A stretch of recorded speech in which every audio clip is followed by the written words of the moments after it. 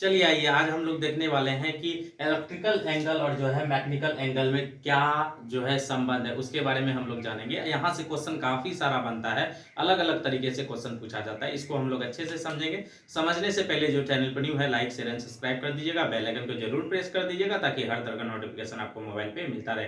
खास करके याद रखिएगा BHPCL का जो स्टूडेंट BHPCL का फॉर्म अप्लाई करेंगे उसके लिए ये क्लास काफी ज्यादा इंपॉर्टेंट रहने वाला है। यहाँ से थ्योरी बेसिस भी क्वेश्चन आता है, कॉन्सेप्ट बेसिस भी क्वेश्चन आता है। उसके अलावा बात करें तो यहाँ से नॉमेरिकल बेसिस भी क्वेश्चन आपको कभी कभार देखने को मिल सकता है। हालांकि छोटा सा टॉपिक है लेकिन हम लोग जितना हो सके, जितना भी समय लगे, 5 मिनट 6 मिनट 7 मिनट, इसको हम लोग समझते हैं। चलिए ये देखिएगा, हम लोग यहाँ पे एक फिगर बनाए हैं। ये फिगर देखिएगा, ये जो है फिगर है मेरा, ये है कॉइल 1 है और ये कॉइल 2 है, और यहाँ पे नीचे में हम क्या किए, लीड्स दे दिए। ये जो है मेरा, ये जो निकल गया इसको लीड्स बोलते हैं। हम लोग जब आगे चर्चा करेंगे तो इसका क्या वर्क होता है उसे भी जानेंगे। आज हम लोग बेसिकली इसके बारे में समझने वाले हैं, तो यहां से समझेंगे। और ये जो मेरा है कॉइल 1 है और ये मेरा कॉइल 2 है। और उसके अलावा यहाँ पे बात करें तो ये पोल है, ये इसको आप नॉर्थ पोल मान लीजिए और इसको साउथ पोल मान लीजिए। ये दोनों का बीच का दूरी जो है क्या होता है, पोल पिच होता है। ये चीज समझिएगा। चलिए आइए इसको हम लोग फिगर को थोड़ा सा इसमें बनाते हैं। ये मेरा जो है क्या है, ये मेरा योक है, ये मेरा क्या है, योक है। बाहरी भाग क्या है, ये मेरा बाहरी भाग है जिसे योक बोला जाता है। मशीन का बाहरी भाग, मशीन का बाहरी भाग बोलिए आप इसको, मशीन का बाहरी भाग इसको बोला जाता है। इसके अंदर में याद रखिएगा, इसके अंदर में हम लोग क्या करते हैं, इसके अंदर में हम लोग क्या किए, स्टेटर डाले हैं। ठीक है, इसके अंदर में हमें रफ सा फिगर बना लो। इसके अंदर में हम क्या किए, स्टेटर डाले। स्टेटर में देखिएगा यहाँ पे हम डाल दिए नॉर्थ पोल, यहाँ पे हम डाल दिए नॉर्थ पोल, और यहाँ पे हम डाल दिए साउथ पोल। और इसके नीचे में हम क्या करेंगे, इसके नीचे में हम क्या करेंगे, इसके नीचे में हम कॉइल डाल देंगे। नॉर्थ पोल के ऊपर में कॉइल डालेंगे और नीचे में क्या करेंगे, साउथ पोल के ऊपर में कॉइल डाल देंगे। अब समझिएगा, ये जो मेरा कॉइल है हम इसको कॉइल 1 बोल लेते हैं, जिसको हम लोग इसके इस तरह से सिंप्लीफाई किए हैं। और इसको हम लोग क्या करते हैं, कॉइल 2 बोल देते हैं। इसको आप करिए साउथ पोल, और इसको हम लोग क्या करते हैं, कॉइल 2 करते हैं। और ये दोनों मेरा क्या हुआ, नॉर्थ पोल और साउथ पोल हो गया। समझ गए, यहां से सिंपल सा समझिएगा, ये मेरा कॉइल 2 निकला, ये मेरा कॉइल 1 निकला। अब हम लोग समझते हैं होता क्या है। देखिएगा, जब भी आपका इलेक्ट्रिकल एंगल का बात करेगा, इलेक्ट्रिकल एंगल का आपका जब भी बात करेगा तो याद रखिएगा, इलेक्ट्रिकल एंगल दो पोल के लिए जब भी बात करेगा तो यहां से चलना स्टार्ट करेगा ये। और याद रखिएगा, दो पोलों का बीच का दूरी को क्या बोलते हैं, पोल पिच बोलते हैं। तो ये मेरा जो है नॉर्थ पोल और साउथ पोल का बीच का दूरी हम निकाल दिए, इसको बोल देते हैं पोल पिच। क्या बोलेंगे इसको, पोल पिच, याद रखिएगा। और ये जो पोल पिच है, ये जो पोल पिच है याद रखिएगा, इसी पोल पिच को बोला जाता है इलेक्ट्रिकल एंगल। 180 डिग्री इलेक्ट्रिकल क्या बोला जाता है, 180 डिग्री इलेक्ट्रिकल बोला जाता है। चलिए, ये चीज आप लोग समझ गए होंगे। अब बात करते हैं हम लोग क्या, किसका, मैकेनिकल एंगल का। ये जो है इलेक्ट्रिकल एंगल मेरा निकल कर आया, और यहां से देखिएगा क्या क्या कॉन्सेप्ट, काफी सारा यहां से कॉन्सेप्ट आपको देखने को मिलेगा। अब चलिए मैकेनिकल एंगल का बात करें तो मैकेनिकल एंगल होता क्या है। मैकेनिकल एंगल सिंपल सा बात करिएगा तो मैकेनिकल एंगल आपसे अगर बोले तो मैकेनिकल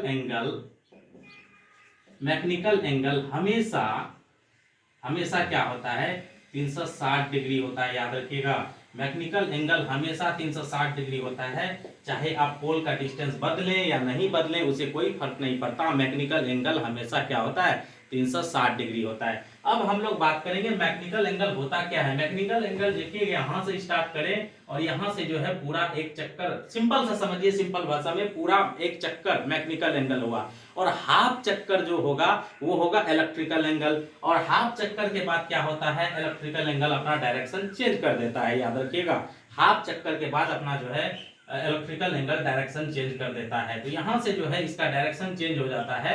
यानी कि कुल मिला के बात करें तो पोल के बीच के बाद, यानी दो जो है पॉजिटिव पोल के बाद क्या होता है, डायरेक्शन चेंज कर देता है इलेक्ट्रिकल एंगल। लेकिन मैकेनिकल एंगल किसी भी पोल के लिए क्या होगा, सेम होगा। अब समझते हैं होता क्या है। यहाँ पे अब हम इसको आप लोग समझ गए होंगे। देखिएगा, दो पोल के लिए क्या होगा, यहाँ पे दो पोल का हम बात कर रहे हैं, 4 2 पोल, 4 2 पोल, 4 टू पोल के लिए हम बात करने वाले हैं, समझते हैं। तो दो पोल के लिए जब भी बात करेंगे तो याद रखिएगा ये होता है मैकेनिकल एंगल का भी बात करें, ये भी आपका होगा 360 डिग्री।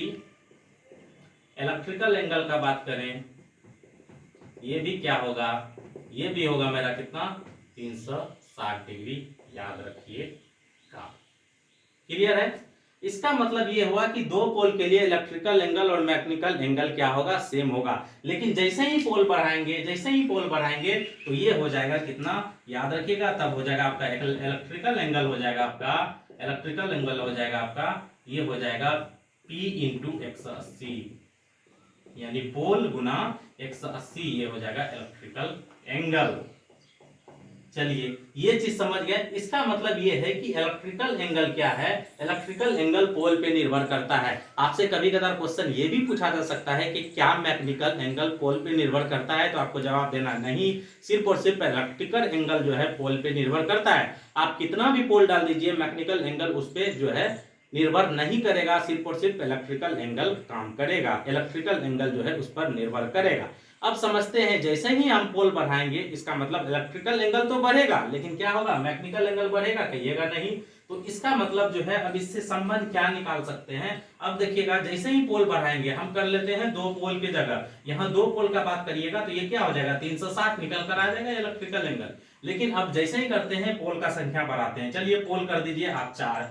अब 4 पोल के लिए क्या हो जाएगा, 4 पोल के लिए हो जाएगा, 4 पोल के लिए मैकेनिकल एंगल तो सेम रहेगा।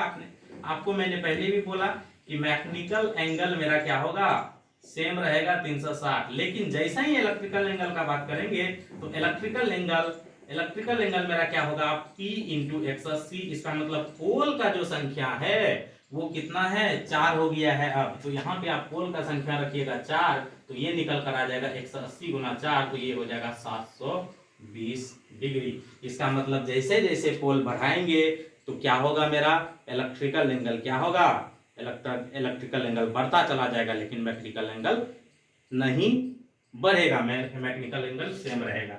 चलिए ये चीज क्लियर हुआ।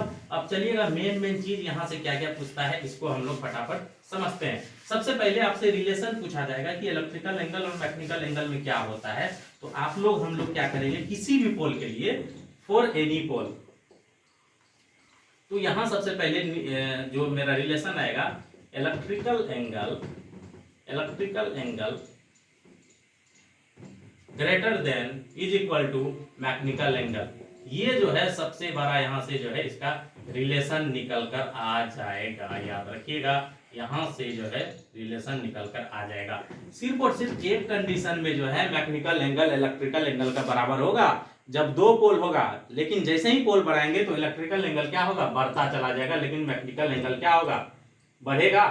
मैकेनिकल एंगल बढ़ेगा नहीं, मैकेनिकल एंगल क्या होगा, फिक्स हो जाएगा। यहां से इस तरह का सवाल आपको देखने को मिलता है, तो आप इसको इस तरह से करिए। अब देखिएगा मेरा जो है मैकेनिकल एंगल का बात करें तो मेरा मैकेनिकल एंगल निकल कर आ गया।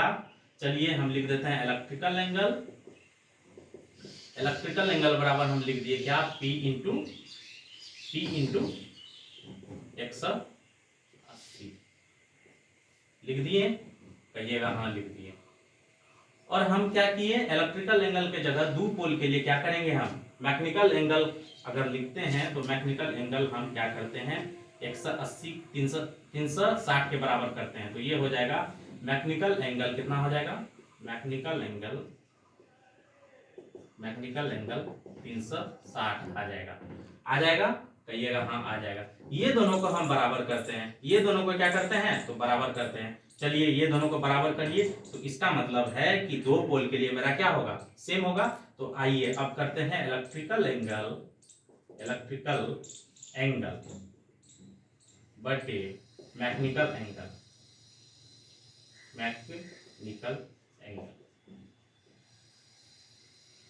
तो ये कितना आएगा निकल कर, तो ये जो है निकल कर आ जाएगा, ये निकल कर आ जाएगा इलेक्ट्रिकल एंगल। तो ये जो है इसका जो रेशियो आता है तो याद रखिएगा ये आता है P/2। ये भी इंपॉर्टेंट हो जाता है, ये भी क्वेश्चन आपके लिए काफी ज्यादा इंपॉर्टेंट हो जाएगा।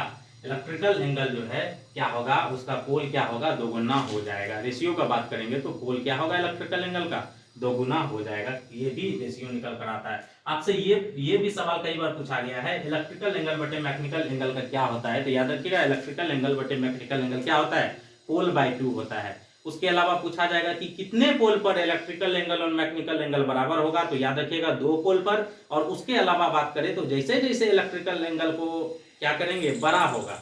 कब बड़ा होगा, जब पोल का संख्या बढ़ेगा। ये कॉन्सेप्ट था, यहां से आपको चीजें समझ में आया होगा। याद रखिएगा, एक चीज दिमाग में सेट कर लीजिए, मैकेनिकल एंगल फिक्स होता है, मैकेनिकल एंगल नहीं बदलता।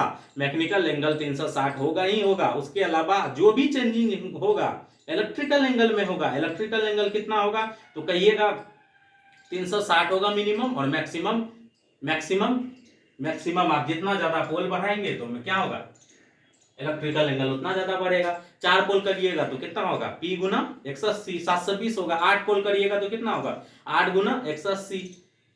16 पोल करिएगा तो कितना होगा, 16 गुना 180। लेकिन मैकेनिकल एंगल फिक्स है, वो 360 ही होगा। ये कॉन्सेप्ट आप दिमाग में समझ गए होंगे। आई होप यहाँ से आपको कुछ ना कुछ चीजें सीखने को मिला होगा।